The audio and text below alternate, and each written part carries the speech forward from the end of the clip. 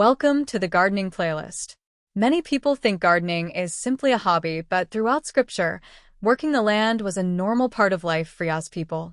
From the garden planted in the beginning, to the fields, vineyards, olive groves, and harvest laws given to Israel, the land was always connected to provision, stewardship, and obedience. In a world that has become increasingly dependent on stores and systems, many of us are rediscovering the value of growing our own food, learning practical skills, and becoming better stewards of the blessings Yah has given us. This playlist is not just about gardening techniques. It is about reconnecting with a way of life that our ancestors understood well. We will share our successes, failures, lessons learned, and practical tips as we work the land and grow food for our families. Whether you are planting your first seed, building a garden from scratch, or simply looking to learn, we invite you to join us on this journey. Let's grow in the Word together, and let's grow in the garden too. Shalom, family. Wanted to bring you out to my little garden and show you guys what I got going on. Here we got cucumbers. We got zucchinis here. We got some cantaloupe and watermelon there. We got a row of tomatoes on those poles.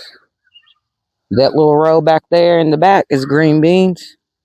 And up here is corn. And this little spot is still a work in progress. I got some more stuff that I got to plant here. Now we're going to go down close to the house.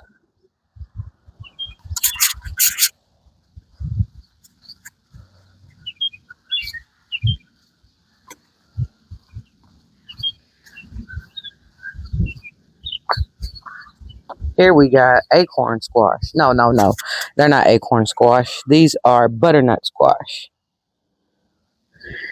And we have, those are Black Prince tomatoes. This is my little herb garden.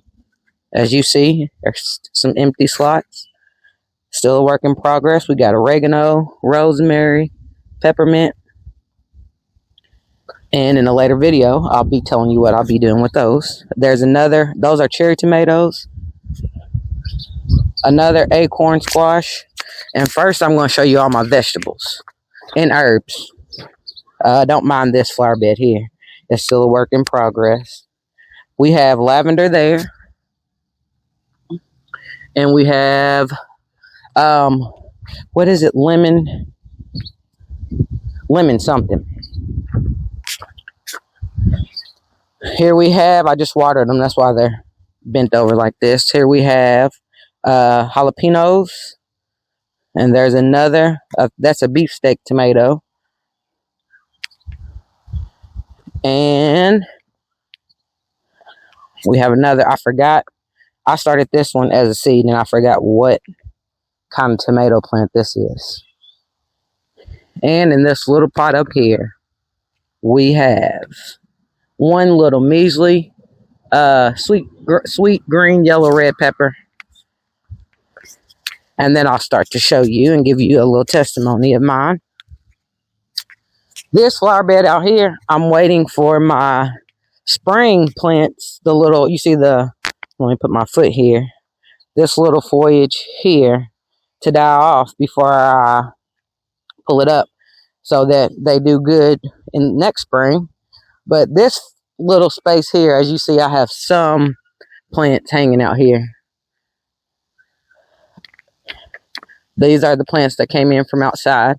And as you see, most of them are little because I'm starting all over again. I had over 60 plants. And the big plants, they were big. You see those little spaces in the trees? I used to put them there. And here's my favorite plant, which I had like a 5-foot one.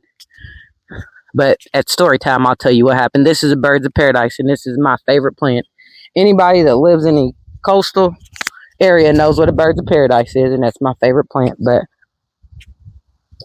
when I came into the truth, it was December. which I had all my house plants in the house. But when I first came into the truth, around after that December of 2022, around the end of summer, because I left my plants outside and let them die, I found some kind of little website. I don't know how I got there, but it said something about the pagans and their different kind of plants and why they brought them in the house, and I just let all my plants die. So that's why I'm starting over. But these are my regular just plants. You might be able to eat some. I've never looked into them. And everything out here I've planted. These are Asiatic tulips, I believe. This one is no, those are lilies, sorry. This one is a calla lily. These back here, they haven't got big yet. Those are canna lilies. Those are coneflowers. And everything's been planted by hand by me. These are my favorite zinnias. Those are zinnias back there. And these here are gladiolas. And they all came from this little area. When we first moved here, me and my husband planted them all back here. And as you see, this is what they do. And then the bulbs, they get, so big and they push the little ones up. So I just planted the extra ones there. All these plants have been planted by me. But I'm showing you guys my little gardening journey. That's a rose bush. And it's, for some reason, it started off white. But now it blooms white and pink, as you see. And that one is like a fuchsia pink one. It's more like that color pink. Well, in between that color pink and red.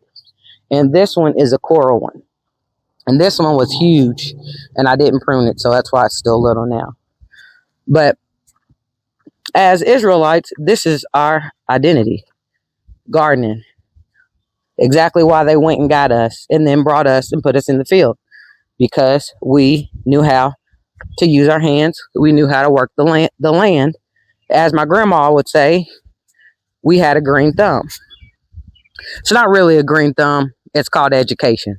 It's called learning the plant, learning what works, using your time and your energy into getting a better harvest. And if you know me, I've tried different things every year. These cucumbers here, I tried these little sticks. I don't think it's going to work, but we're going to see. If they got to sprawl on the ground, they got to sprawl on the ground. These green beans are bush beans. I usually do pole beans, and across the whole garden, we put up this little fence. But I didn't want to do that this year. As you see, my garden's probably 2 of this. I don't know. Well, my dad's tiller, our tiller broke, and my dad's tiller went out on us, and we just gave up. So we got this. This is what we're going to use. The corn, I'm doing something different. It looks crazy. It looks crazy now. The corn does, because I don't know if you heard me. I'm doing something different. I usually do it 4 corn plants in a mound. I usually do them in mounds in a row. But I said I'm going to try something different. As long as they're in a little block, they should pollinate each other. And the same thing always with the tomatoes. I used my old little poles that I had, tiki torches for them, repurposing some things. But as I said, we are Israelites. And if we're going to get Elder Beryl Walk, he's big on language, culture, and I forgot the other one. Language, culture, and I can't. Elder Beryl Walk, don't be mad at me. I forgot and identity.